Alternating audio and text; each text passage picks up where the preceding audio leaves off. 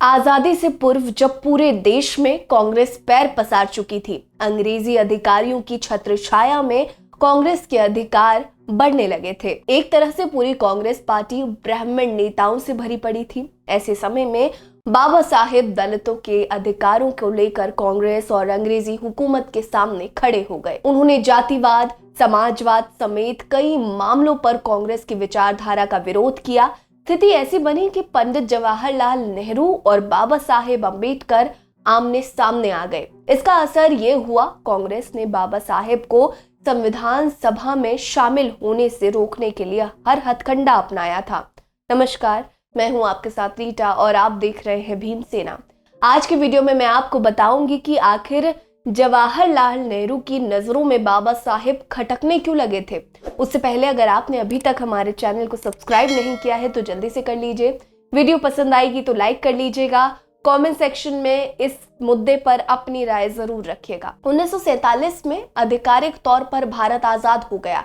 जवाहरलाल नेहरू के साथ साथ पूरे देश को यही लग रहा था कि भारत आजाद हो गया, लेकिन बाबा साहेब का मानना था कि देश को आजादी तो अंग्रेजों से मिली है, पर समाज में कुछ लोग अभी भी हैं जिन्हें हमारा समाज स्वीकार नहीं कर रहा। जब तक उनको सामाजिक कुरीतियों से आजादी नहीं मिल जाती, तब तक देश को पूरी तरह से आजाद नहीं समझा जा सकता। वहीं बाबा साहेब और नेहरू में समाजवाद को लेकर वैचारिक मतभेद थे, जिसके कारण ये दोनों नेता एक दूसरे को पसंद नहीं करते थे। बाबा साहेब कहते थे कि कांग्रेस ने जन्म से ही दो तरह के सुधारों पर बात की है, राजनीतिक और सामाजिक सुधार। कांग्रेस के सामाजिक सुधार का अर्थ था कि परिवार के अंदर का सुधार, जैसे बालिका विवाह पर रोक, विधवा विवाह को प्रोत्साहन आदि, लेकिन इसमें जातिवाद शामिल नहीं था।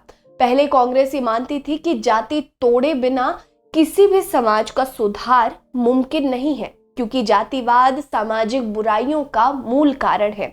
लेकिन समय के साथ साथ कांग्रेस का सामाजिक सुधार खत्म हो गया और वो राजनीतिक सुधार बनकर ही रह गई। इस कारण से भी कांग्रेस और नेहरू से बाबा साहेब हमेशा अलग रहे।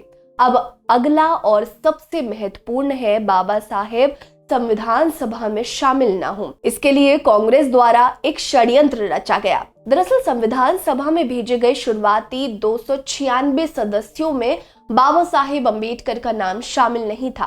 कैबिनेट मिशन योजना के तहत Baba Saheb schedule caste federation की ओर से मुंबई से उम्मीदवार के रूप में खड़े हुए, लेकिन कांग्रेसी षड्यंत्र के कारण उन्हें हार मिली। इसके बाद पश्चिम बंगाल के जोगेंद्र नाथ मंडल ने उन्हें बंगाल से चुनाव लड़ने को कहा।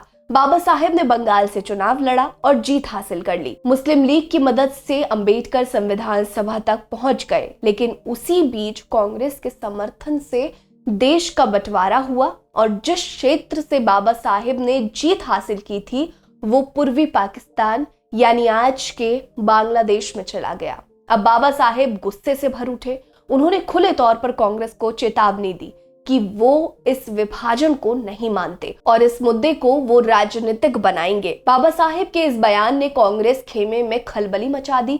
अब कांग्रेस के पास उन्हें संविधान सभा में शामिल करने के अलावा कोई रास्ता नहीं था। फिर क्या था? बंबई के तत्कालीन प्रधानमंत्री बीजी खेर ने कांग्रेस के इशारे पर बंबई से संविधान सभा के लिए चुने गए सदस्य एमआर जयकर को इस्तीफा देने के लिए प्रोत्साहित किया।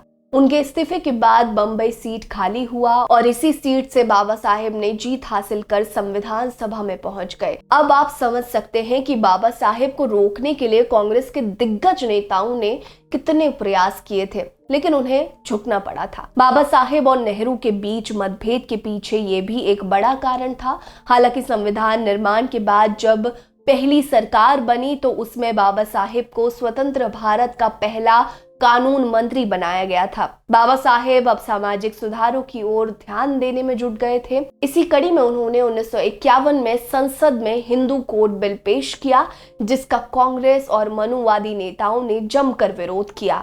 खुद नेहरू भी इसके समर्थन में नहीं थे। नतीजा ये हुआ कि ये प्रस्ताव गिर गया और इसके साथ ही बाबा साहेब ने अपने पद से इस्तीफा दे दिया। आपको हमारी ये वीडियो कैसी लगी हमें जरूर बताइएगा। बने रहिए हमारे साथ। नमस्कार।